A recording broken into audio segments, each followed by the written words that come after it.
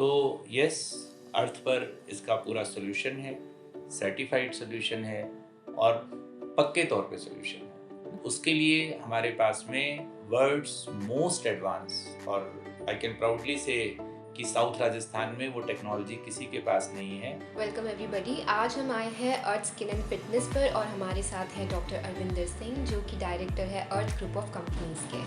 Sir, आज हम बात करेंगे एक बहुत ही कॉमन सी लेकिन बहुत ही ज़िद्दी प्रॉब्लम के बारे में, जिसे एक्ने स्कार्स कहा जाता है।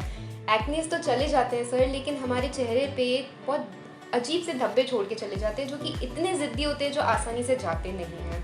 तो उनके बारे में आपका क्या कहना है? एक्ने स्कार एक बहुत बड़ी प्रॉब्लम है और काफ़ी सारे लोग जिनको एक्नेस हुए उसमें से 30-40% लोगों को एक्ने स्कार रह जाते हैं और बहुत कोशिश करते हैं पर नहीं जाते हैं ना। लोग कोई दही लगाएगा, कोई दूध लगाएगा, कोई मुल्तानी मिट्टी लगा लेगा, है ना, कुछ भी कर लीजिए, वो नहीं जाते हैं, है ना। अगर बहुत लाइट से हैं तो विद एडवांसिंग एज थोड़े कम हो सकते हैं, लेकिन अगर थोड़े गहरे हैं तो वो किसी भी तरीके से नहीं जाते, क्योंकि इसको ठीक करने के लिए कुछ 3-4 टेक्नोलॉजीज़ यूज़ होती हैं।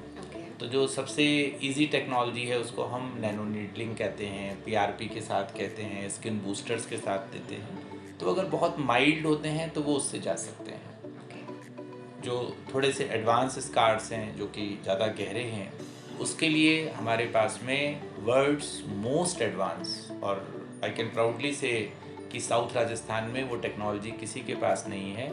उसको कहते हैं अर्बियम ग्लास लेज़र। उस टेक्नोलॉजी का जो सबसे अच्छा जो फ़ायदा है वो ये है कि बिना स्किन को बर्न करे हुए, क्योंकि जैसे एक कार्बन डाइऑक्साइड लेज़र या CO2 लेज़र भी होता है, अगर हम उससे ठीक करने की कोशिश करते हैं तो स्किन पे बर्न आ जाते हैं।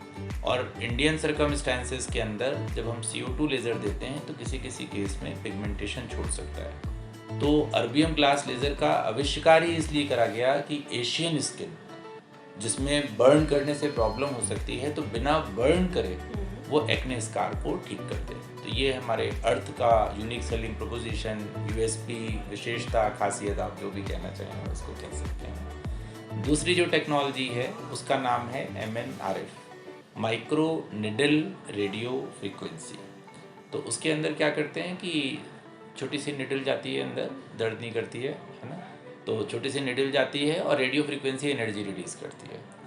तो उससे भी जो है स्कार्स बहुत जल्दी ठीक होने लगते हैं। तो MNRF हो गया और साथ में अर्बियम ग्लास हो गया, माइल्ड केसेस में नैनो नीडलिंग हो गई, और फिर जो एक चौथी जो टेक्निक है उसको अर्बियम YAG टेक्नोलॉजी कहते हैं। तो CO2 जितनी वो डेंजरस टेक्नोलॉजी नहीं है, उसमें अगर हमें हल्का फुल्का बर्न करने की ज़रूरत पड़ती है तो करते हैं, वैसे अभी तक किसी को ज़रूरत पड़ी नहीं है उसकी। अर्बियम ग्लास और MNRF और इसके साथ में हम रिलीज़ कर लेते हैं। कुछ एक्ने स्कार बहुत ज़्यादा ज़िद्दी होते हैं, वो अंदर जाके ना चिपक जाते हैं, तो उस केस में हमें थोड़ा सा सब्सिजन करना पड़ता है। तो अंदर से हम जाकर उसको एक छोटा सा नेडल डालना पड़ता है, कुछ केसेस में 5-10% केसेस में, और हम वहाँ से उसको रिलीज़ कर देते हैं। तो ये टेक्नोलॉजीज़ का इफेक्ट 5 to 6 टाइम्स और बढ़ जाता है। सर, मुझे बिल्कुल नहीं पता था कि एक्ने स्कार्स के लिए भी इतने सारे ट्रीटमेंट्स होते हैं। सो सर, आपने जितने भी ट्रीटमेंट्स बताए हैं इसमें से सबसे बेस्ट क्या है और मोस्टली आप क्या लोगों को सजेस्ट करते हैं?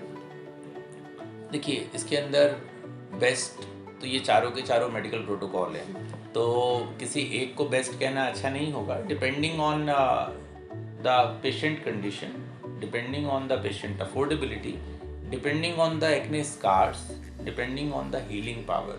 तो ये डॉक्टर का विजडम होता है, कॉस्मेटिक डर्मेटोलॉजिस्ट का विजडम होता है कि वो कौन सी टेक्नोलॉजी को चुनेगा।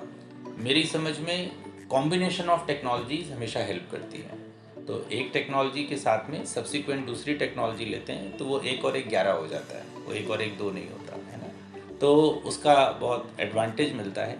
और जो मेरे दिल के करीब, आप आपने चूँकि पूछा है कि सर एक टेक्नोलॉजी जो सबसे अच्छी बताइए, तो मेरे दिल के जो करीब टेक्नोलॉजी है उसको मैं बोलूँगा अर्बियम ग्लास टेक्नोलॉजी। तो अर्बियम ग्लास के अंदर चूँकि एशियन स्किन के लिए, जैसा मैंने बताया, फुली सूटेड है और बिना बर्न करे आपको, बिना किसी डाउन टाइम के आपके स्कार को ठीक करती है। तो it is one of the best for Asian skins. So sir जैसा कि आपने अभी बताया लेज़र ट्रीटमेंट के बारे में, सो क्या वो लेज़र ट्रीटमेंट सारी स्किन टाइप के लिए है?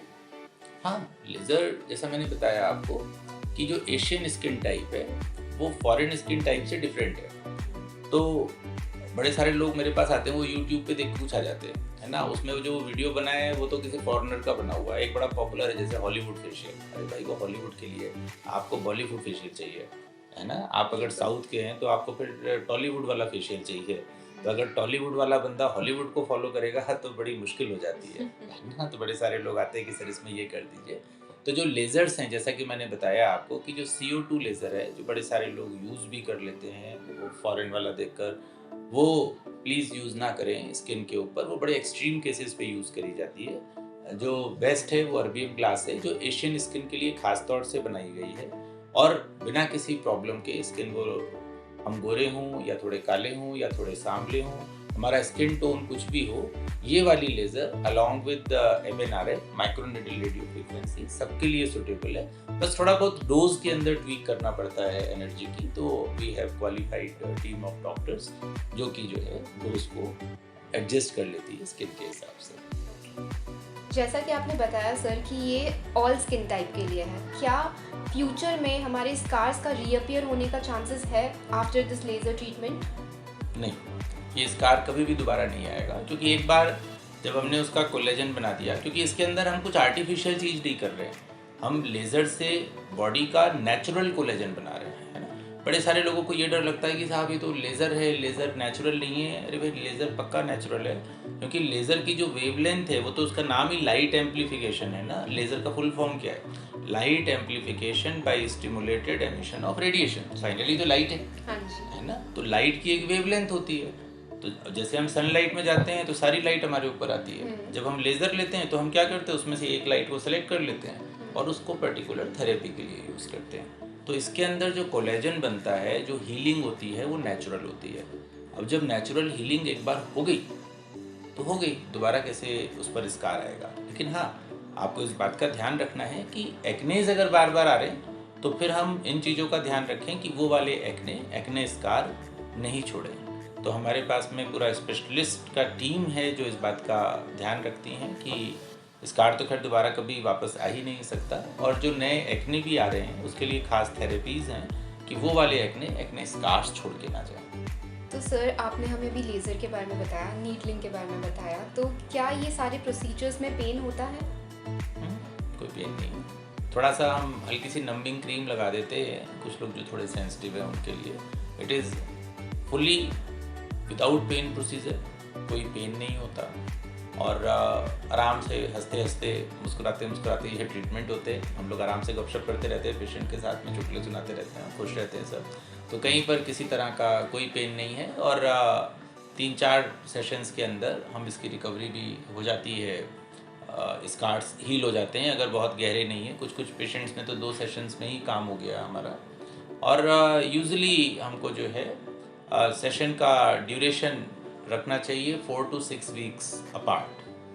तो अगर किसी को माइल्ड स्कार्स हैं तो 3-4 महीने में ठीक हो जाएंगे, क्योंकि पहला सेशन लेंगे फिर दूसरा सेशन लेंगे, उसका हीलिंग होगा।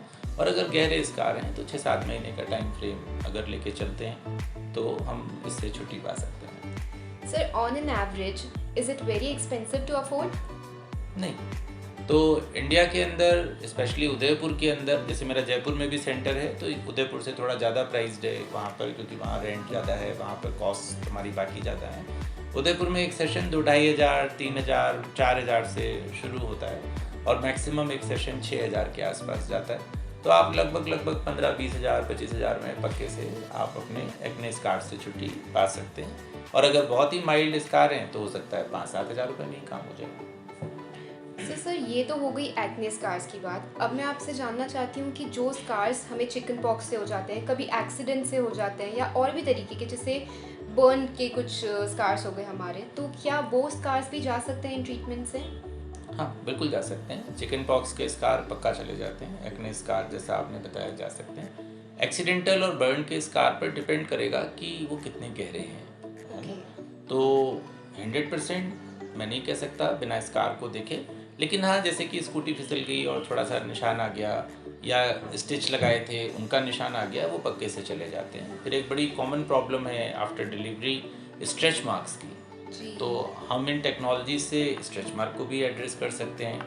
बड़े सारी लेडीज़ के सिजेरियन सेक्शन होता है, तो जो सी सेक्शन का जो स्कार छूटता है, जो छोटा सा स्टिच बीच में आता है, हम उसको भी एड्रेस कर सकते हैं।